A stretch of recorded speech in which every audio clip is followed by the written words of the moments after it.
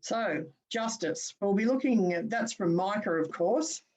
And I don't know how many of you have read the information we've sent out, but we want you just to spend 5 minutes in your group and talk about how you personally would define biblical justice. What is it? So I'm going to pop you into breakout rooms for 5 minutes to talk about this. How do you define biblical justice? Oh, how did you go with defining biblical justice? What is it for you? I started the conversation in my group and said that I thought the biblical justice was caring for those around us, our neighbours, and we don't spend enough time doing it in our congregations. We spend far too much time worrying about what God might think, when we should be worrying about what we are doing in the way of helping those around us. Yep. At all levels of society, from both within our major neighbourhood, but also far away as well. Yep, thanks, Piers. That's that concept of helping our neighbours certainly is very dominant in what we would understand in justice from Jesus and the prophets. What else? Anything else? I made the observation during our discussion that the minor prophets, the ones I've read anyway, there's emphasis on retribution. The Israelites wander astray, they worship Baal, therefore there must be retribution.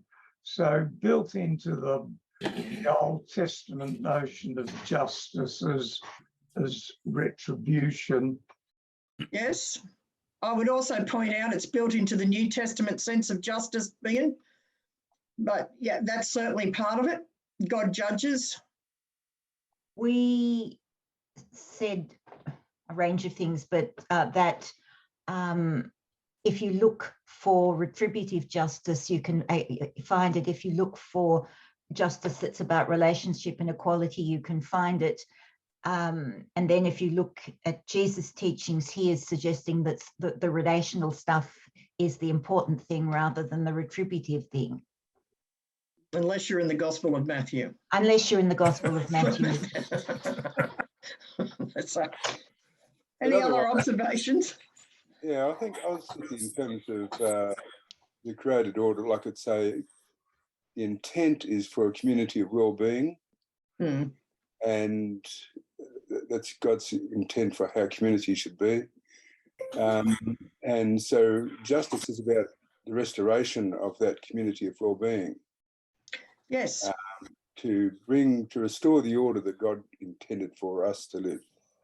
Yes, there's a very strong community sense about the community caring for each other. And the parable we'll have on Sunday, which is often known as the parable of the rich fool, actually has that as an undergirding foundation, that sense there. And if you want to know about retributive justice, Ian, I recommend you to that parable where the dude is struck dead for hoarding up all his stuff.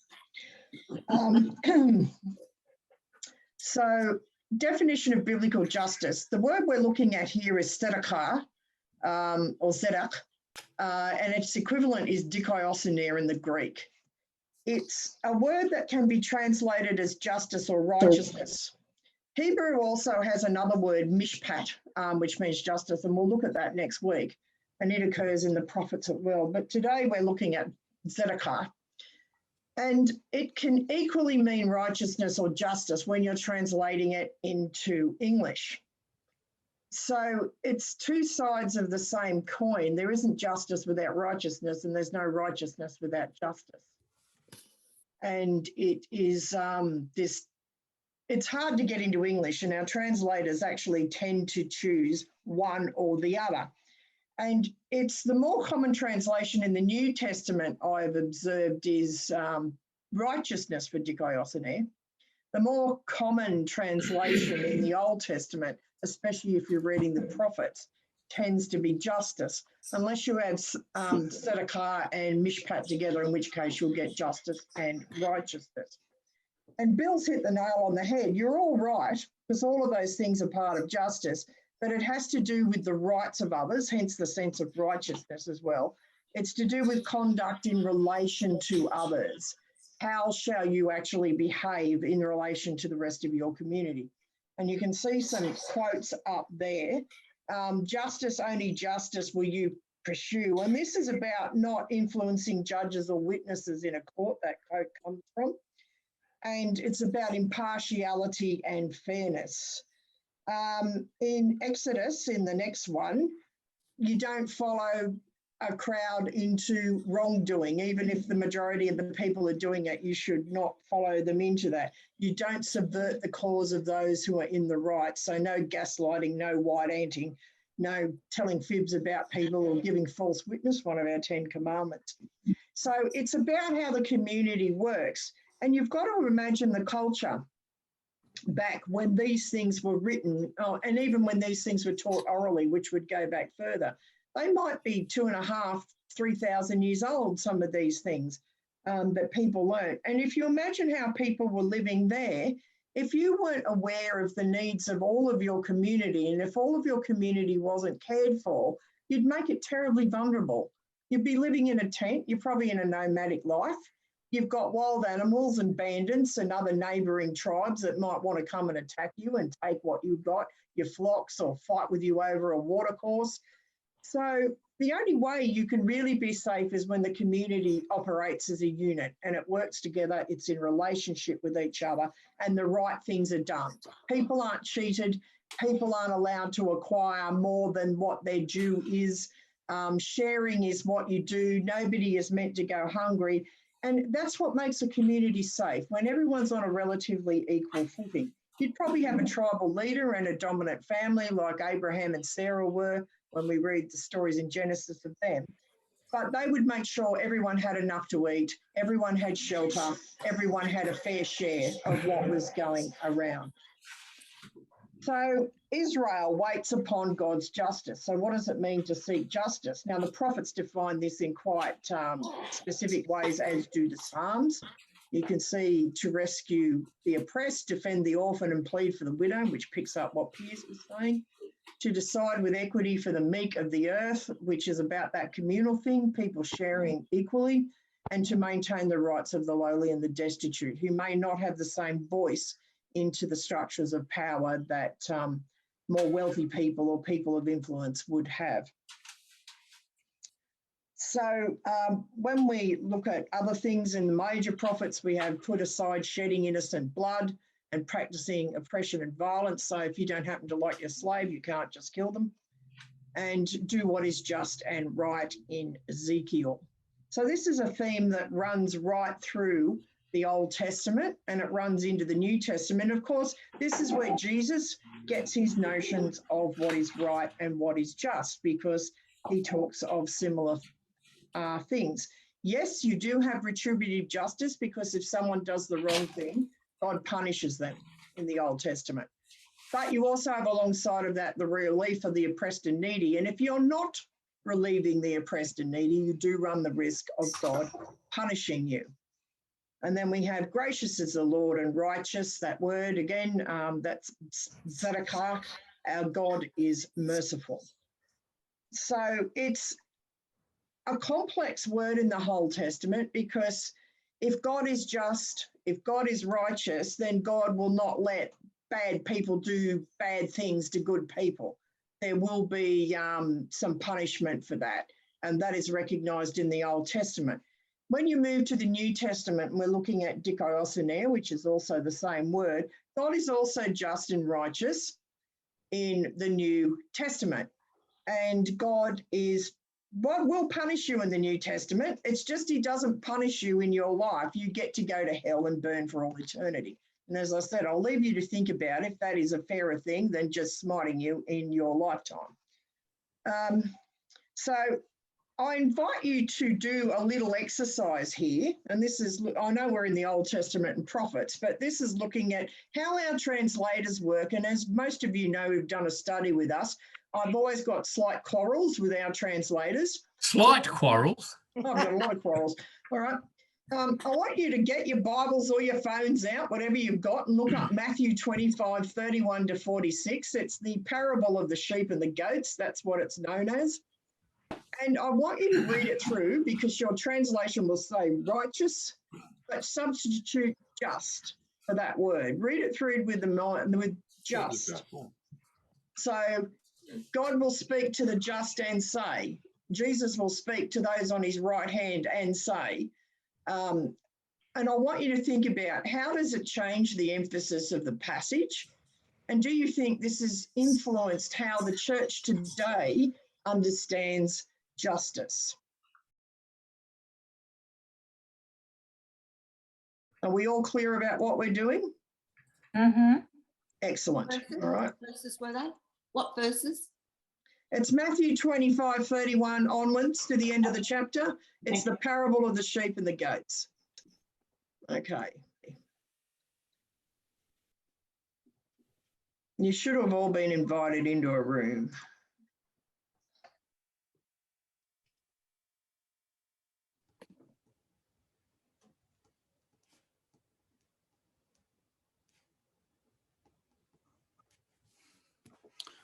We've got Patricia with us. Ah, yes. I will pop her somewhere. Okay. Sorry, I had trouble getting on this morning. That's all right. I'll put you in room one. To Ezekiel, Obadiah, Habakkuk. What do these names have in common? Well, they're 3 of the 15 prophets that have their own books in the Bible. And if you've tried to read these books, odds are you got lost in their dense poetry and strange imagery. But these books are super important for understanding the overall biblical story. So let's talk about how to read the prophets. When I hear the word prophet, I think of a fortune teller, someone who predicts the future. That's what being a prophet means in many cultures, but not in the Bible. While the biblical prophets sometimes speak about the future, they're way more than fortune tellers. How should I think about them? Well, they were Israelites who had a radical encounter with God's presence, and then were commissioned to go and speak on God's behalf. Like a representative. Right. And the thing that they cared about the most is the mutual partnership that existed between God and the Israelites. Right, the partnership. God rescued Israel from slavery in Egypt and invited them to become a nation of justice and generosity that would represent his character to the nations. And so this partnership required all Israelites to give their trust and allegiance to their God alone. In the Bible, this partnership's called the covenant. But the leaders, the priests, the kings, led Israel astray and they broke the covenant. And so this is where the prophets came in, to remind Israel of their role in the partnership. And they did this in 3 ways. First, they were constantly accusing Israel for violating the terms of the covenant. The charges usually include idolatry, alliances with other nations and their gods, and allowing injustice towards the poor. So like covenant lawyers. Right. And so second, the prophets called the Israelites to repent, which means simply to turn around. They spoke of God's mercy to forgive them if they would just confess and change their ways. But Israel and its leaders didn't change. Things went from bad to worse. And so that brings us to the third way the prophets emphasized the covenant. They announced the consequences for breaking it, which they called the Day of the Lord. Oh yeah, the apocalypse. Visions of the end of the world. Well, sort of. The prophets were mostly interested in how God would bring his justice on Israel's corruption and on the violent nations around them. And while explaining these local events, they often used cosmic imagery.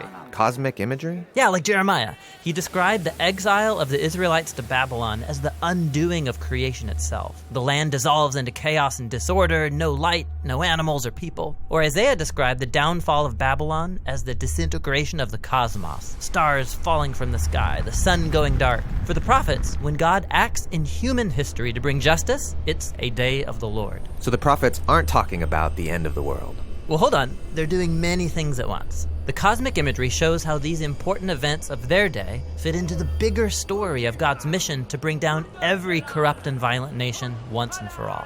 The prophets cared about the present and the future, and the cosmic imagery allowed them to talk about both at the same time. Got it. So no matter when you live, the day of the Lord's bad news if you're part of Babylon. But it's good news if you're waiting for God's kingdom. The day of the Lord pointed to the return of the exiles to Jerusalem. And once again, the prophets use cosmic poetry to describe it. They see a new Jerusalem like a new Garden of Eden, with all humanity living at peace with each other and with the animals. And there's a new messianic king who restores God's kingdom in a renewed creation. Beautiful. So those are the three themes in the prophets. These prophets must have been very powerful, persuasive speakers. Well, some were, but others lived on the margins. They would often perform strange symbolic stunts in public to communicate their message. Like when Ezekiel lay in the dirt and built a model of Jerusalem being attacked by Babylon. Or when Isaiah walked around naked for 3 years as a symbol of the humiliation of exile. So did people pay attention to them? Not really. The stories in these books show how the prophets were a minority group, mostly shunned by Israel's leaders. And their writings were a kind of resistance literature. Most people ignored them, that is, until their warnings came true in the Babylonian exile. And after that, people began to take their words seriously. Yes, the works of these earlier prophets were inherited by later unnamed prophets who studied these texts intensely. They're the ones who arranged the Hebrew scriptures as we know them, including the books of the prophets. Okay, and there's 15 books of the prophets. The big three are Isaiah, Jeremiah, and Ezekiel. And then there's a collection of 12 smaller prophetic works unified on a single scroll. And in each of these books, you'll read stories about the prophets and their poems and visions, all arranged to show the cosmic meaning of Israel's history. How God would turn their tragic story of failure and exile into a story of hope and restoration for all nations. And it's that twin message of prophetic warning and of hope that the prophets cared about so much. And it's a message that we still need to hear today. So the question we're going to address now, and I'll turn my video back on. The question we're going to address now is, what exactly does the Lord require of us? And we're going to have a go at answering this by looking at some texts from the prophets in the Old Testament. Now, this is a very well-known one, Micah 6:8. He has told you, O mortal, what is good? And what does the Lord require of you? To do justice, to love kindness, and to walk humbly with your God. So the question is, we like this text a lot. Most churches will cite it, and it appears on T-shirts everywhere, including in our op shop. So what do we understand this text to mean, and why do we see this put into practice so rarely? I'm making an assumption here, but that's what we want you to talk about now in your groups.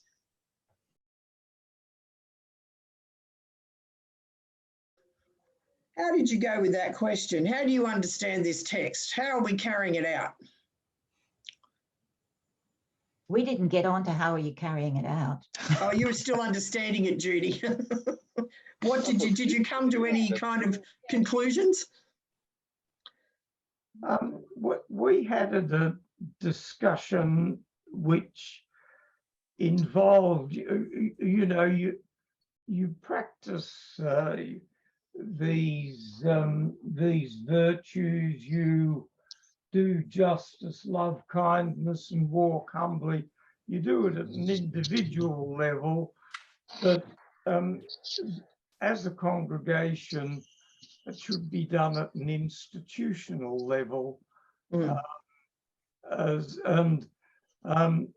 Pierce made a good point. He said we spend a lot of time worshipping and insufficient time actually practicing those three virtues. And I think it has to be done as a congregation, it can be done individually too, but I think it needs to be done as a congregation to have an impact on the surrounding population. Yeah, that's a good point. We didn't get onto it in our group, but at TUC, we do that in some ways, like the food program that Henrietta conducts, I guess the Rev Dove clothing, the Thursday fellowship, maybe the community garden. These are all avenues for walking humbly before God, for exercising kindness and doing justice. They're all institutional ways it can be done. Perhaps there ought to be other ways as well, but at least we do make that effort. And probably most churches make some effort along those lines. You know, we do have soup kitchens, emergency food relief, and there's a lot of op shops in churches and other programs. But where I'd probably say it is doing kindness, is it doing justice? Well, I think Judy had an interesting dilemma in discussing this. Judy, maybe you want to just share your story about that family? Okay. In my first placement, there was a family who had a son, and the parents had bought his way out of all sorts of problems. They'd paid all his fines and all that kind of stuff. And he'd never really had to face up to the consequences of any of his actions. And then he got into trouble that his parents couldn't buy his way out of. He'd put up so many points on his license that he lost his license and lost his job as a truck driver. And very, very sadly, because he'd never had to cope with anything like that before, he suicided. And what his parents had felt was doing the kind and loving thing and helping him out of trouble had actually meant that he'd never had to learn how to deal with facing with the negative consequences of his actions.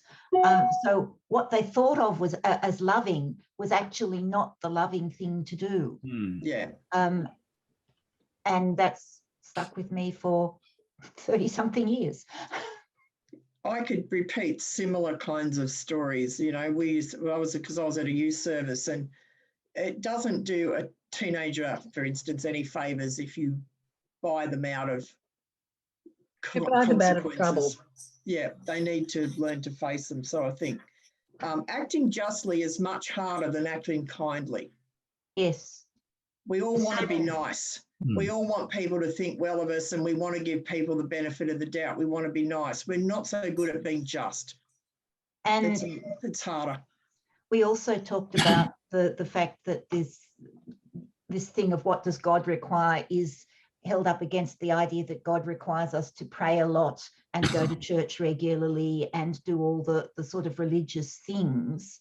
And that if spending an hour in prayer each day just makes you feel good, as opposed to helping you to discern what God's will in the justice and kindness stuff is, then it's not what God requires. Yeah, that's a good way of putting it, Judy. Yeah. Any other comments people want to add to that? Might be interesting to think about this in terms of being this a challenge, not necessarily to individuals, but like Ian mentioned, congregations, but even more broadly than that, to society or nations. This was a challenge to Israel, wasn't it? To yes, act justly and to do kindness and to walk humbly with God. So how does that play out more broadly in terms of society? That's a really good question, Bill. And I would probably say the prophets are talking about the sort of structures and class systems that oppress people and deny them equality, and working to change them. And the prophets talked about them in various ways. And shortly we'll get to prophets as we continue with this that say things like, I am not interested in your assemblies. I don't care if you pray. I take away your sacrifices because you are not doing these other things. So if that's all we're doing, those things, the prophets have quite a lot to say about that. But before we get to that, John's going to talk to you a bit more about Micah. Yeah, so Micah is kind of the focus prophet for today, although we're not just limited to Micah, but you can see you have in your notes that the book of Micah commences with a very clear identification, Micah of Moresheth in the days of Kings Jotham, Ahaz and Hezekiah of Judah. So he's operating in the southern kingdom, a couple of decades after Amos and Hosea that we've looked at over the last 2 weeks. The northern kingdom had experienced conquest and exile in the year 721. Micah, of course, wasn't in the northern kingdom, in the southern kingdom. He must have been aware of that. And indeed, 20 years later, the southern kingdom of Judah was directly attacked by the Assyrians under their king Sennacherib. And there's a narrative about this in 2 Kings 18 and 19. And the first chapter of Micah, in fact, refers to this. Micah says that the sins of the house of Israel, that is the northern kingdom, have reached down and infected the house of Judah, the southern kingdom. Her wound is incurable. It has come to Judah. It has reached to the gate of my people, to Jerusalem. Now, Hezekiah was the king for most of this period. And under Hezekiah, there was economic growth. The economy had changed from relying on barter, and had become an international trading society. Literary rates rose. This is a really interesting statistic, I think. Jerusalem was now a large city. It was 5 times as big as it had been under Solomon. So the estimate is that in the time of Hezekiah, Jerusalem had a population of 25,000, a large city, which meant that the Jerusalem of Solomon must have had a population of about 5,000, which is not what we would call a city even today. Now, there was criticism that Micah brought against the injustices of society, and he used a terrible criticism, a terrible slagging of the people. He said that the people were following the statutes of Omri. And if you don't know who Omri is, you can read about him in 1 Kings 16. Don't believe it. Sorry? Don't believe it. And if you want to read more, then his son Ahab, also in 1 Kings 16 and then 1 Kings 22.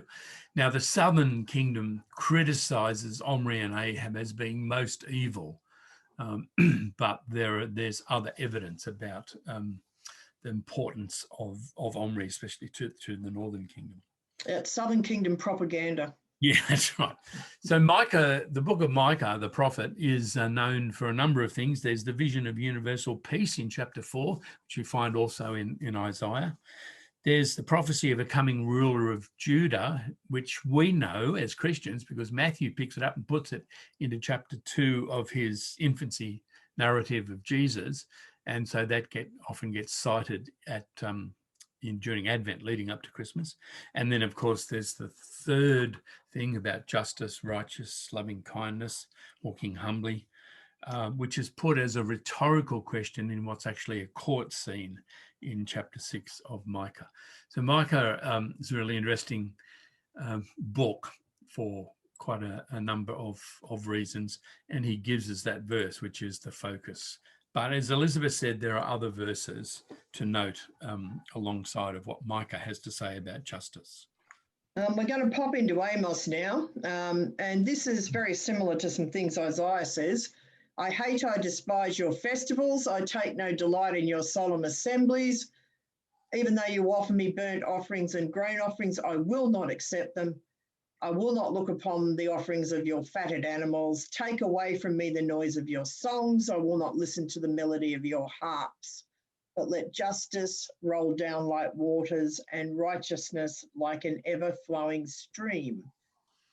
What would you think is the contemporary equivalent of this? We might do this in the big group.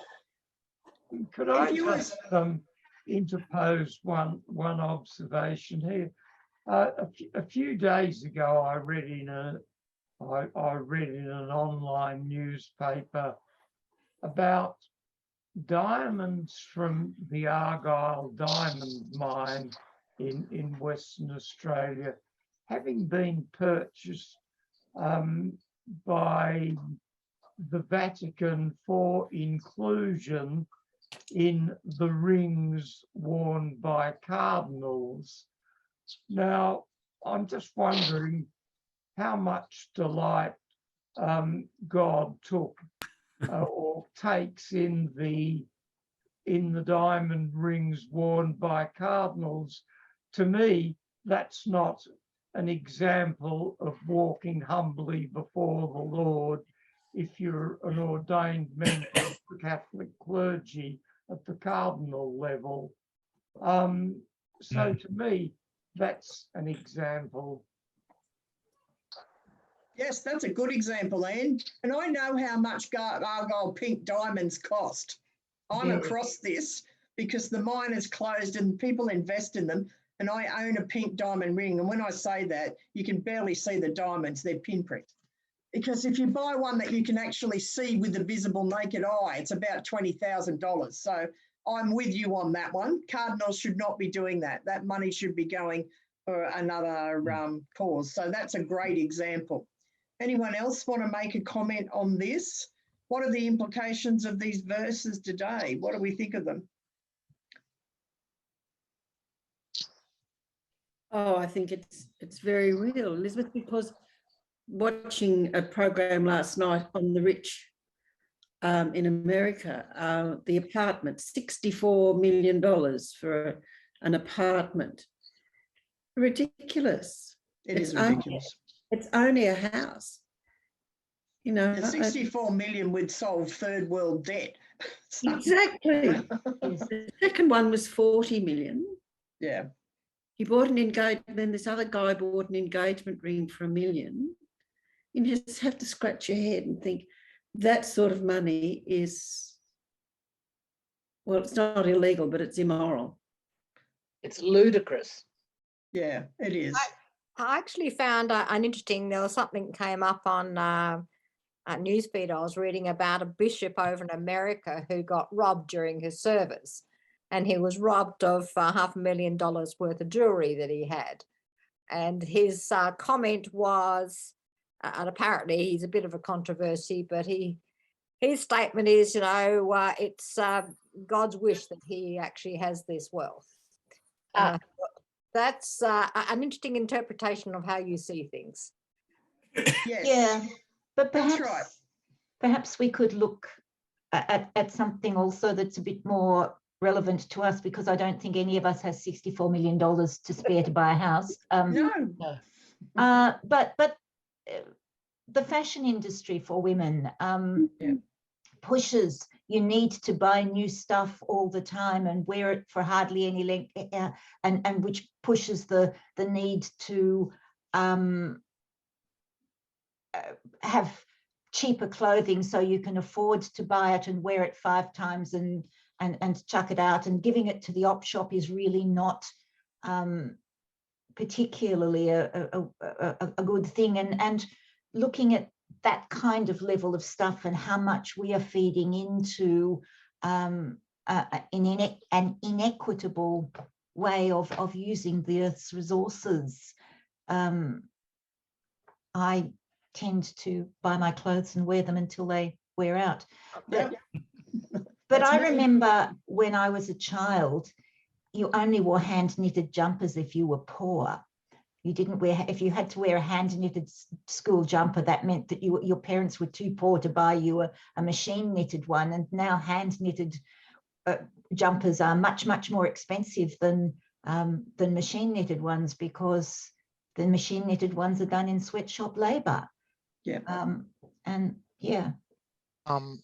Just going back.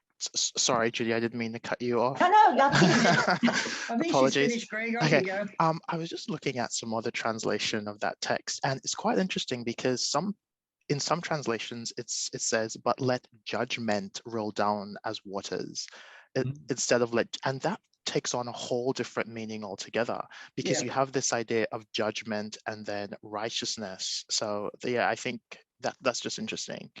Yeah.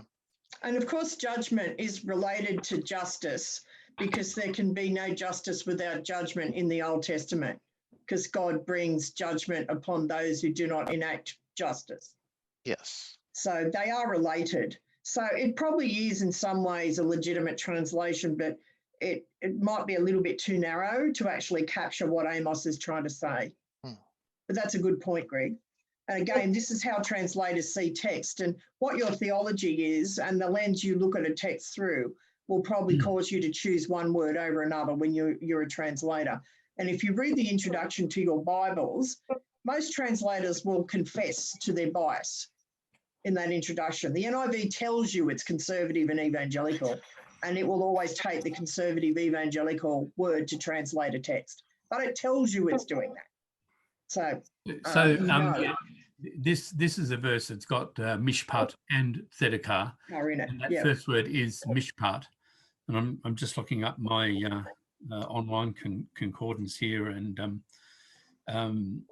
it says that in the NASB translation, mishpat is most often translated as justice or justly, but then the second most common translation of ordinances, that is the commands that are given to ensure that you do live justly. And then the third most common translation is judgment or judgments. Yeah. Okay. They're related. I would say So- justice is the best translation here. Yeah, so of all mishpat. of these things, it's the way of doing justice, which is from the commandments that are given, which need to be adjudicated and assessed and judged, whether they're being kept. Yeah, that whole cluster of ideas. They're complex words that have many layers and nuances in their meanings, and it's very difficult to get into English, because if you pick one of those words, it will convey something that doesn't convey what the other words are. So it's difficult. Let's move on to Isaiah 1:11. And we've got a similar thing happening here in 1st Isaiah. What to me is the multitude of your sacrifices. I've had enough of burnt offerings, of fed beasts. I do not delight in the blood of bulls, lambs, or goats. Learn to do good, seek justice, rescue the oppressed, and defend the orphan and plead for the widow. So our contemporary equivalent of this, anyone got a few words they'd like to sum that up with? Yeah, well, I get pretty tired of going to church and seeing all the blood running down the aisles from all the animals being slaughtered up the front. Remembering this is the temple system back in those times, so it's the equivalent of us going to church, even Can though we- we don't do these things. Can we say that God is more interested in substance over form? In the prophets, I think that's a fair way of summing it up. Yeah. So you can go through the rituals, but if there's nothing to back those rituals up of substance, then I'm not interested, says God. And that substance is these things. And there might also be an element like some of the things at the start. I mean, they would cost some people a lot. I'm just thinking like the widow's mite, for example, where Jesus commended her for putting in everything she had, which was quite a contrast to other people that were putting in little bits. So it's not a comparison thing, but it's about, you know, sometimes the sacrifices we make should probably, if we're serious about justice, cost us something, because you know, I tend to think of me as a person with, by very good fortune, having a roof over my head and a lot of other things that people just miss out on. So if I'm to really to do justice, I've got to think about those things and how I live more sacrificially, so other people have the opportunity to experience more of a just world. That's a really good way of summing it up, I think, Tracy. You've hit the nail on the head about not just tinkering at the edges and giving a little bit out of our abundance, but giving it until, you know, we ourselves are doing something that is sacrificial. And I think that's what these prophets are about. So we'll leave Tracy with the last word on that one. We'll move to Isaiah 3, I think it is. We're in 3rd Isaiah. Is this not the fast that I choose, to loosen the bonds of injustice, to undo the thongs of the yoke, to let the oppressed go free, and to break every yoke? Is it not to share your bread with the hungry, bring the homeless poor into your house, when you see the naked to cover them, and not hide yourself from your own kin? That might remind you a little bit of Matthew 25 that we read earlier, because it's talking about people who are hungry and who are naked and who are homeless. In the same way. So how do these oracles speak to our churches today? Do we take much notice of them? Not a lot. Not a lot, says Patricia. Who agrees with Patricia? Nobody. No, I do. Thank you, Judy. I mean, we try sometimes. Yeah. We do try, but do you think we really do enough? Well, one of the things that from the reading before about the sacrifices stuff, to sacrifice a bull was probably to give up a bull to sacrifice rather than feeding your family for however long was Yeah. probably actually significant for some people, but it was a sacrifice that was doing nobody any good. Whereas sharing the food with the hungry would have made a difference. And sometimes I think, but it requires, it's much harder to share the food with the hungry than to take your bull to the temple. It's much harder for us to actually do stuff for people in need than to hand money over and let somebody else do it. Although sometimes that's the most efficient way of doing it, because we don't know the right people. But sometimes we take the easy way out, I think. But do we ever give till it hurts? Well, mostly not, I would guess, Enid. No, I don't think so. I think there'd be very few of us who would give till it hurts. And often, if we fast, if we decide that we're going to eat less of such and such, we finish up by celebrating with a big feast rather than eating simply so that we can share, can make the food go around further. So it's one of those. I thought that often when animals were sacrificed, that in fact they were then butchered and the meat was distributed, or either sold or distributed to those who needed it.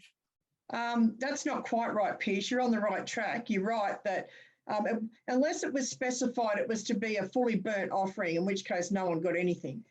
If it was a normal sacrifice, the priest got certain parts, and Leviticus tells you this, the priest got certain parts and you took certain parts. So it wasn't wasted unless, as I said, it was a full burnt offering. It wasn't wasted. And that kept the priests in food, and they got the fat bits, as they were called, and you got the lean bits and you took them home to feed your family.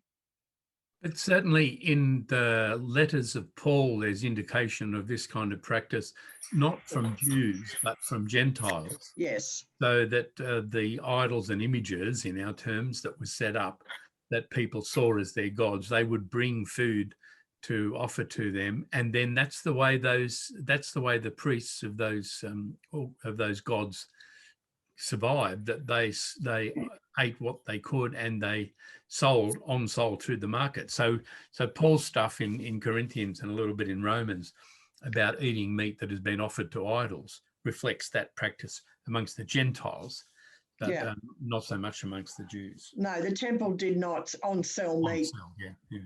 It was for the priest, or it was for the person who bought it. And of course, if you were poor, you didn't bring a bull. You'd bring a goat, or you might bring a dove even if you were really poor. So there were levels of sacrifice that you could participate in. If I could get John to just pop the slides up again, just before we end. There is more of the same of this in the different prophets. We've got Ezekiel talking about why Sodom and Gomorrah were punished, that her daughters had pride, excess food, prosperous ease, but did not aid the poor and needy. And I would ask you to think about, is this accusation about Israel a good critique of our own society? Do we have excess of food and prosperous ease? Do we fully aid the poor and needy? How many homeless are in our country now? How many people are living in cars? How many people on Newstart regularly go without food? So, it's something for Australian churches to actually think about. And if we think about how we stack up against these verses, most of us probably aren't looking real flash, I would think. And next one, John. And again, you find this in Jeremiah. He defended the cause of the poor and needy, and all went well. Is this not what I mean? It means to know me, declares the Lord. So you get to know the Lord through defending the cause of the poor and needy. And this again relates to Matthew 25, because by helping the poor and needy, you come into relationship with Jesus. So how much of the prophet's role was carried on to the New Testament is our next question. And as it happens, rather a lot. So we're going to move to Luke 4. We've mentioned Matthew 25. We've looked at that, and we've got all those things. You see, Matthew is directly picking up from the prophets in what he says here about what you should do. And when you do this, it's like you're doing it to Jesus himself. And if we can just go to Luke 4, and this is what, where Jesus is in the synagogue and he takes the scroll and he reads this from Isaiah and says it's come true in their hearing that day. The Spirit of the Lord is upon me. He has anointed me to bring good news to the poor. He has sent me to proclaim release to the captives, recovery of sight to the blind, to let the oppressed go free and proclaim the year of the Lord's favour. You can see here that Jesus is picking up the prophets. The central statement of Luke is basically not to just say that the anointed one is here, which is what Jesus implies when he says this has come true in your hearing, but also what they have before them is a prophet, someone repeating the words of those ancient minor and major prophets we've been looking at. So what do you think Jesus meant by these words?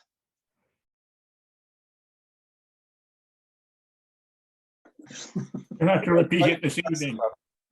So we'll just finish up by noting that on the last page of the material that you received, there's an article entitled "What is Biblical Justice? The Theology of Justice Flows from the Heart of God." So we've included that article in full, and that's additional for you to read. We did originally advertise this session as being on a whole lot of minor prophets who were in the time just leading up to the conquest of the Southern Kingdom by the Babylonians, but we've only just really touched on Micah today, and I've written a blog post that's got a little bit more about Micah if you want to follow up on him. And then as for the other four characters, Zephaniah, Nahum, Habakkuk, and Obadiah, I've also done a blog post about them, and they are around the same time, and in the case of Obadiah, a little bit later than Micah, all seeing the might of the Babylonians on the horizon and worrying about what that might mean, and speaking about how God is using this to call the people of Israel to account. Next week, we move to another prophet from around this time. We're moving into the major prophets, the four main prophets, major prophets, as opposed to the 12 minor prophets. And it's the first 39 chapters of the book of Isaiah. And you're invited again to read quickly through as much of that as you want to or are able to. But there are three passages that we'll be looking at in particular. The two that are set in the lectionary for the next couple of weeks, that's chapter 1 and chapter 5. And then we're also going to look at chapter 6, because that's a detailed account of, or more detailed narrative of the call of Isaiah. So that's the focus for next week, the first part, the substantive part of Isaiah.